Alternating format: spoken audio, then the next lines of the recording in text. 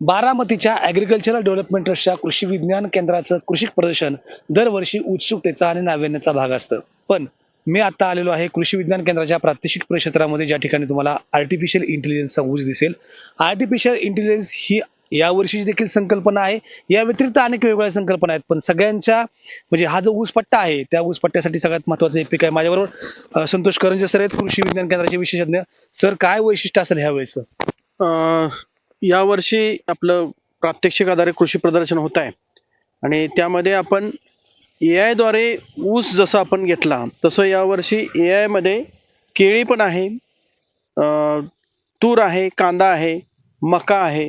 यासारखी जी पिकं जी आपण अगोदर घेतली नाहीत, तर त्या पिकांमध्ये पण शेतकऱ्यांना आपण AI चा वापर करून नेहमीपेक्षा 1.5 ते 2 पट उत्पादन घेण्याचं तंत्रज्ञान दाखवणार आहे.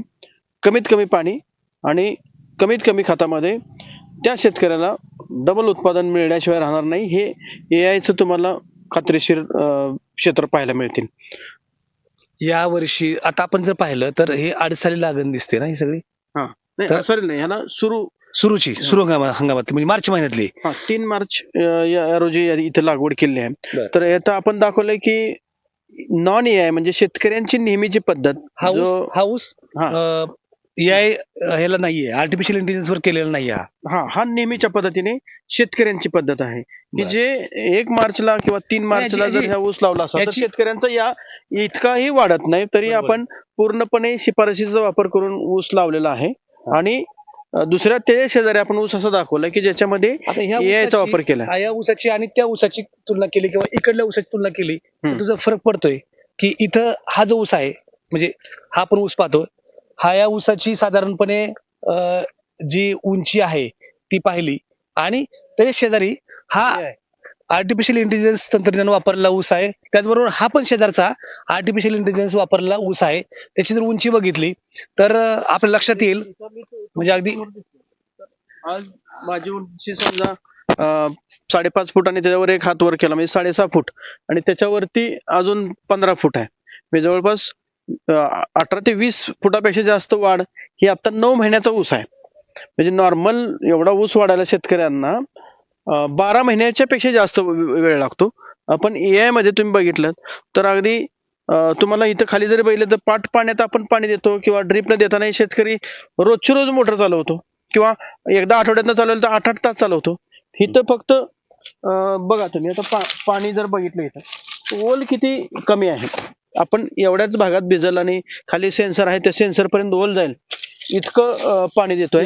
एका बेटाला किती बघा बरं? एका बेटात जर तुम्ही मोजले तर जवळपास 10 फुटवे असणार. 1, 2, 3, 4, 5, 6, 7, पलीकडे 8, 9 म्हणजे साधारण 10 फुटवे मोजता येतील. या पद्धतीने सरासरी फुटवे. याच्या अलीकडे जरी बघितलं तुम्ही ते 10 ते 11 फुटवे असणार आहेत. हे बघा 1, 2, 3, 4, 5, हा 6, 7, 8, 9 आणि हा पलीकडे 10.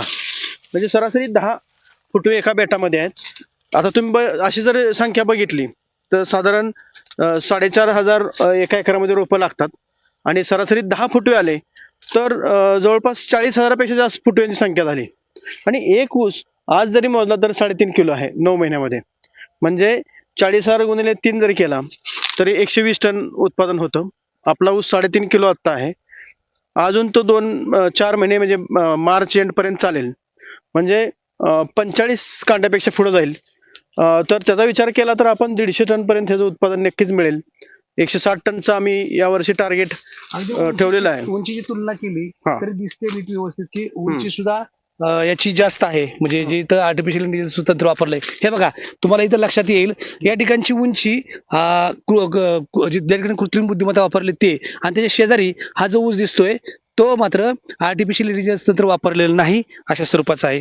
त्यामुळे साहजिकच आज राज्यातही अनेक जे शेतकऱ्यांनी उत्पादनं घेतलेली आहेत त्यामध्ये खूप चांगल्या प्रकारचं उत्पादन शेतकऱ्यांना मिळालेलं आहे. आणि साहजिकच त्यामुळं जर बघायला गेलं तर अंतर मोठं आहे.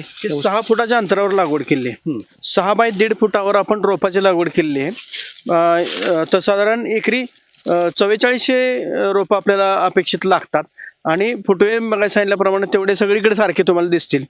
आणि AI मुळे आपल्याला पाण्याचं व्यवस्थापन, कीड रोगाचं व्यवस्थापन, खताचं व्यवस्थापन हे अचूक मिळतं. प्रत्येक टप्प्यामध्ये किती प्रमाणात खतं द्यायला पाहिजेत आणि तुम्ही टार्गेट प्रमाणे उत्पादन चालू आहे की कमी पडतायत हे तुम्हाला अलर्ट केलं जातं. एक सगळ्यात महत्वाचा मुद्दा आहे की बरेच शेतकरी आल्यानंतर शेतकरी म्हणतात की आपला जो शेतातला ऊस असतो तो असा आपण उभा करत नाही, हा उभा का केलाय? करंजी सर, ही फार मोठी लोकांची ही असते की नक्की अगदी, कारण तुम्ही मीडिया मार्फत हे सगळ्यांना सांगितलंच पाहिजे. AI म्हटलं की त्यांना असं वाटतं की हे बांधलं पाहिजे का, तर नक्कीच हा संभ्रम मनातनं काढून टाका. आपल्याकडे आज 4,000 पेक्षा जास्त शेतकऱ्यांकडे आपण AI चालू केलंय राज्यातल्या. गेल्या वर्षी 1,000 शेतकऱ्यांच्या शेतावर आपण उत्पादन घेतलंय आणि 100 टन पेक्षा जास्त उत्पादन घेणारे सगळे शेतकरी त्याच्यामध्ये आहेत. तर त्यांना हे बांधायची आम्हाला इथं गरज का पडली, तर शेतकऱ्यांना आपल्याला ऊस किती वाढतोय, किती प्रमाणात रोजच्या जे ऑब्झर्वेशन आम्हाला रेकॉर्ड घ्यायला लागतात, त्यासाठी आम्ही बांधलेलं आहे. प्रयोगाचं आहे, त्यामुळे हे बांधलेलं लोकांना दिसावं, त्याची उंची किती वाढते ती दिसावी, हा त्यामागचा उद्देश आहे. नाहीतर आपण जेवढे सगळे प्लॉट घेतले ते अगदी असे खाली लोळले आणि लोळून परत वर वाढलेले आहेत. खरं तर महान्यूजच्या सगळ्या दर्शकांना हे सांगणं महत्वाचं ठरणार आहे की आपण राज्यातल्या काही भागामध्ये म्हणजे पुणे जिल्ह्याच्या आसपासच्या भागामध्ये आपण जातोय, तर त्या ठिकाणी आपण शेतकऱ्यांचे प्लॉट दाखवलेले आहेत की ज्या ठिकाणी आर्टिफिशियल इंटेलिजन्सचा वापर करून त्या शेतकऱ्यांनी 100 टनापेक्षा जास्त उत्पादन घेण्याचा प्रयत्न केलेला आहे. आणि साहजिकच अशा प्रकारचं उत्पादन जे घेतलेलं आहे ते शेतकरी देखील आपल्या समोर आहेत. पण मग कृषी विज्ञान केंद्रात असं का केलंय, तर त्याचं ते कारण आहे की प्रात्यक्षिक प्रक्षेत्राचं हे आहे. आणि सगळ्यात महत्वाचं, राज्यातल्या ज्या शेतकऱ्यांच्या प्लॉटवरती हे उत्पादन घेतलं गेलेलं आहे त्यांना उत्पादनात आणि उत्पन्नात वाढ झाली.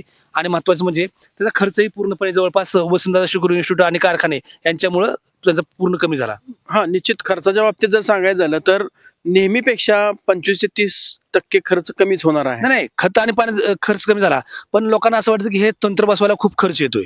हा, खर्चाच्या बाबतीत जर सांगायचं झालं तर आता प्रति एकर साधारण 10,000 रुपये खर्च आहे.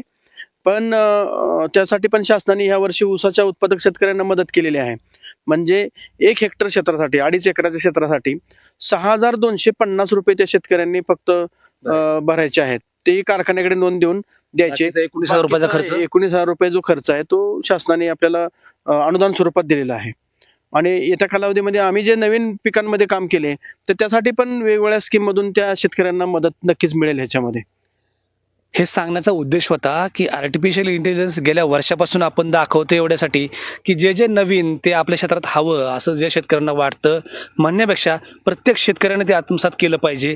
आणि तोच बदलत्या भविष्यातल्या शेतीचा एक मंत्र असणार आहे. आर्टिफिशियल इंटेलिजन्स हे ॲग्रिकल्चर डेव्हलपमेंट ट्रस्टच्या पुढाकारातून मायक्रोसॉफ्ट आणि ऑक्सफर्डच्या मदतीनं देशात पहिल्यांदा बारामती तंत्र अवलंबलं गेलं. बारामतीमध्ये 150 टनापर्यंत एकरी उत्पादन घेतलं गेलं, ज्या ठिकाणी 40 ते 50 टन सरासरी उत्पादन ऊसाचे मिळत होतं त्या ठिकाणी ही वाढ मिळालेली आहे. आणि त्यामुळेच हा प्रयोग राज्यात राबवण्यासाठी ट्रस्टनं पुढाकार घेतला, वसंतदादा शुगर इन्स्टिट्यूटनं पुढाकार घेतला, महाराष्ट्र शासनानं पुढाकार घेतला. आणि आता राज्यातल्या हजारो शेतकऱ्यांच्या शेतामध्ये आर्टिफिशियल इंटेलिजन्सचं तंत्र सुरू झालेलं आहे. या तंत्राला खर्च फारसा येत नाही. मुळात या तंत्राला फार खर्च येतो अशा स्वरूपाचा जो समज आहे तो शेतकऱ्याने काढला पाहिजे. आणि त्यासाठीच हा प्रपंच होता की तुम्ही जर पाहिलं तर सरळ सरळ तुलना दिसते की आर्टिफिशियल इंटेलिजन्स द्वारे घेतलेलं ऊसाचं पीक किती मोठं आहे, किती उंच आहे, किती त्याचं मजबूतीकरण आहे. आणि त्याच वेळी पलीकडच्या बाजूला ते आर्टिफिशियल इंटेलिजन्स नसलेलं ऊसाचं पीक आहे, ते सेम त्यांचा कालावधी आहे. आपण जर बघायला गेलं तर या ठिकाणी ऊसाचे जे फुटवे आहेत आणि त्याची जी साईज आहे, जाडी आहे, ती सुद्धा खूप चांगली आहे. अगदी बघायला गेलं तरी आपल्या लक्षात येईल की त्याची साईज अशी आहे.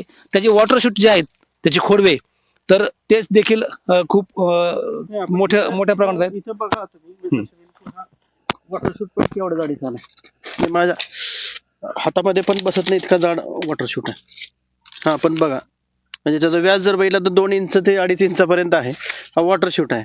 पण मेन शूट तर बघितलं तरी त्याचे लांबी, पेऱ्यातलं अंतर, पेऱ्याची लांबी हे खूपच मोठी आहे.